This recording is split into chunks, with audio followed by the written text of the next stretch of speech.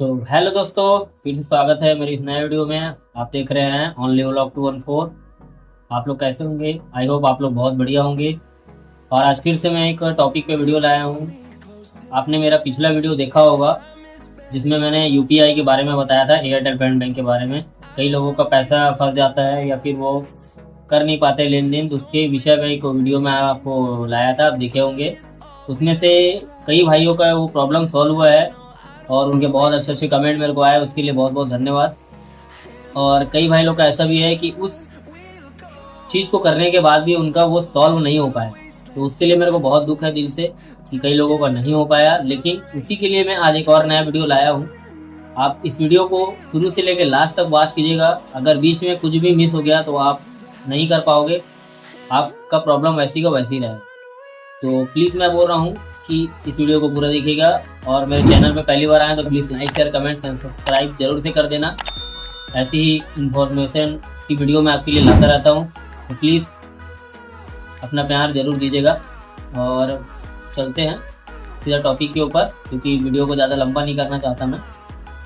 तो जो भाइयों का उस वीडियो के बाद भी अगर वो नहीं हो पाया प्रॉब्लम सॉल्व, या पेमेंट फेल्ड आ रहा है, या यूपीआई रॉन्ग बता रहा है, या यूपीआई से आप कोई भी पेमेंट नहीं कर पा रहे, तो उसका दो चार रीज़न है, मैं आपको पहले समझा देता हूँ। उसके बाद आप उस पर करिएगा, वो आपका सॉल्व हो जाएगा। तो दोस्तों, सबसे पहला एक कमेंट आया था, एक भाई ने कमेंट्स किया था कि सर मैं अभी मतलब दूसरे जगह पढ़ाई कर रहा हूँ और मेरा पेमेंट आ रहा है लेकिन मेरा पेमेंट जा नहीं रहा है। तो वो भाई का कमेंट आया था, मैं उनको बताया भी, वो पता नहीं वो चीज़ को किए कि नहीं किए। उसका सबसे बड़ा रीज़न एक ये रहता है, जैसे वो भाई का पेमेंट आ रहा है लेकिन जा नहीं रहा है, तो मुझे पता चला कि उनका जो है अकाउंट हो सकता है कि वो अपने पापा या मम्मी के नाम से करवाए होंगे, ये भी हो सकता है पहला कारण। दूसरा कारण ये है कि उनके नाम से भी होगा लेकिन वो सिर्फ यूपीआई पेमेंट करते होंगे। अपने को क्या करना है, बीच बीच में महीना या 15 दिन या 2 महीने में एक बार आपको जाके किसी भी बीसी पॉइंट, नजदीकी बीसी पॉइंट, एयरटेल के बीसी पॉइंट में जाके आपको अंगूठा लगा के 10 रुपए का 3 बार विड्रॉल करना पड़ेगा दोस्तों। पहला कारण ये होता है, आप 10-10 रुपए का 3 बार विड्रॉल करेंगे तो आपका थंब लगेगा, तो एयरटेल में ये पता चल जाएगा कि हाँ इसी बंदे का अकाउंट है और वही यूज़ कर रहा है। ठीक है, पहला काम आपको ये करना है। और कभी कभी ऐसा भी होता है, कई लोग यूपीआई से ट्रांजैक्शन करे जाते हैं, लिमिट बहुत ज़्यादा कर देते हैं, जबकि लिमिट उसका उतना ज़्यादा है नहीं। अभी अभी 2 लाख रुपए हुआ है और उससे ज़्यादा कई लोग ट्रांजैक्शन कर देते हैं। और प्लस उसमें पैन कार्ड नहीं होता है। कई बार हम अकाउंट जब खुलवाते हैं, सुरक्षा अकाउंट, तो हम लोग क्या करते हैं कि आधार कार्ड से ही खुल रहा है करके आधार कार्ड पर ही यूज़ करा के अकाउंट खुलवा लेते हैं। तो सबसे बड़ी गलती हम ये करते हैं। हमको क्या करना है, जब भी अकाउंट करवाते हैं तो उसमें पैन कार्ड लगाना बहुत ज़रूरी है दोस्तों। ठीक है, आप बोलेंगे कि मेरा तो सर आधार कार्ड से खुला है, पैन कार्ड नहीं लगाया हूँ, तो आप थैंक्स ऐप में जाकर डाउनलोड कर लीजिएगा। थैंक्स ऐप में जाके आप अपना पैन कार्ड अपडेट कर सकते हैं। और उससे भी आपका पैन कार्ड अपडेट नहीं होता है तो आप कस्टमर केयर के टोल फ्री नंबर पर कॉल लगा के आप बोल सकते हैं कि मेरा ये दिक्कत है, आप मेरा पैन कार्ड अपडेट कर दीजिए। ठीक है दोस्तों, फिर एक टॉपिक और आता है। उसके बाद भी अगर आपका ये प्रॉब्लम सॉल्व नहीं होता है तो आप एक काम करा सकते हैं। हो सकता है आप साल भर 6 महीना या 3 महीने से आप वो अकाउंट को यूज़ नहीं किए होंगे, ना आपका थंब लगा है, ना आप यूपीआई ट्रांजेक्शन किए। अचानक से आपके पास कहीं से पैसा आया उस नंबर पे, फिर आप उसके बाद परेशान हो जाते होंगे कि मैं क्या करूं, मेरा पेमेंट निकल नहीं रहा है, मैं कैसे करूं। तो आप एक बार फिर बीसी पॉइंट में जाकर अपना एक डोमर्सी रिमूवल करके एक ऑप्शन आता है, उससे वो डोमर्सी हटवा के देखिए।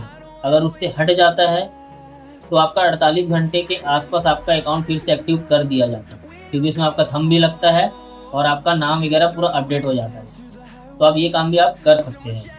ठीक है, और आपको ज़्यादा पैनिक नहीं होना है, इसमें घबराना नहीं है कि मेरा यार अकाउंट में पैसा फंस गया है। तो आप एक बात का ध्यान रखिएगा कि बैंक कभी भी किसी का पैसा कहीं नहीं जाता है बैंक से। आप परेशान मत होइएगा, आप एक बीसी एजेंट के पास जाइए या फिर कोई प्रमोटर होगा आसपास में, उनसे बात कीजिए, आपका अकाउंट सुरक्षित है। और सबसे बड़ा कारण एक और बता रहा हूँ, कई भाइयों का ऐसा है, अकाउंट अपने नंबर से होगा या दूसरे के नंबर से होगा, आधार किसी और का लगा दिए, तो इसमें बहुत पेचीदा मामला हो जाता है दोस्तों। कभी भी आप अकाउंट करवा रहे हैं तो अपना ही मोबाइल नंबर होना चाहिए और अपना ही डॉक्यूमेंट आप डालें। क्योंकि आप अगर दोस्ती यारी में या किसी दूसरे का डॉक्यूमेंट डाल के, अपना नंबर डाल के आप यूपीआई चला तो रहे हैं, कितने दिन तक चलाएंगे, 5 महीना 6 महीना, उसके बाद आपका अकाउंट फ्रीज होना ही होना है। तो ये बात को आप हमेशा ध्यान रखिएगा कि अपना ही डॉक्यूमेंट्स लगाए और सही डॉक्यूमेंट्स लगाए। ताकि कभी कुछ ऐसा मामला हो तो आप फंसे ना, आप बैंक में क्लियर कर सके कि हाँ ये मेरा ही अकाउंट है और मेरा ये सब चीज़ डॉक्यूमेंट परफेक्ट है। ठीक है दोस्तों, और एक और चौथी बात बता रहा हूँ आपको कि आप जब भी अकाउंट खुलाते हैं तो अब ये ध्यान रखिएगा, डॉक्यूमेंट्स का तो हो गया, सब सही है। उसके बाद आपको एक ध्यान और रखना पड़ेगा कि आपका जो अकाउंट एयरटेल पेमेंट बैंक में खुल रहा है वो खुल रहा है आपके नंबर के द्वारा, क्योंकि हमारे में कोई अकाउंट नंबर अलग से नहीं होता दोस्तों, आपका अकाउंट नंबर वही रहता है जो आपका मोबाइल नंबर है। तो उसको आप सुरक्षित रखिए। कभी आपका ऐसा होता है कि मोबाइल चोरी हो गया या गुम गया तो आप फिर से वो नंबर ले लो, जाकर तुरंत वो नंबर ले लो। ऐसा नहीं कि वो नंबर गुम गया तो मैं नया नंबर चला लेता हूँ, ऐसा आपको नहीं करना है। अगर वो नंबर गुम गया तो आपको सेम नंबर फिर से ले लेना है। क्या करना है, फिर से ले लेना, क्योंकि वो नंबर ही आपका अकाउंट नंबर है। कल को अगर उसमें कुछ पैसा आता है तो आपको दिक्कत हो जाएगा, बहुत बड़ा दिक्कत हो जाएगा। फिर उसमें आपको बहुत सारा मेल करना पड़ेगा, कस्टमर केयर में ताम झाम करना पड़ेगा, बहुत सारा बात करना पड़ेगा। क्योंकि ऐसे मैं केस बहुत डेली देखता हूँ और मैं देखते ही रहता हूँ, ये सब केस होते रहता है। तो आपको मैं इसलिए समझा रहा हूँ, आपको ऐसा नहीं करना है, आपको वो सेम नंबर फिर से जाके ले लेना है।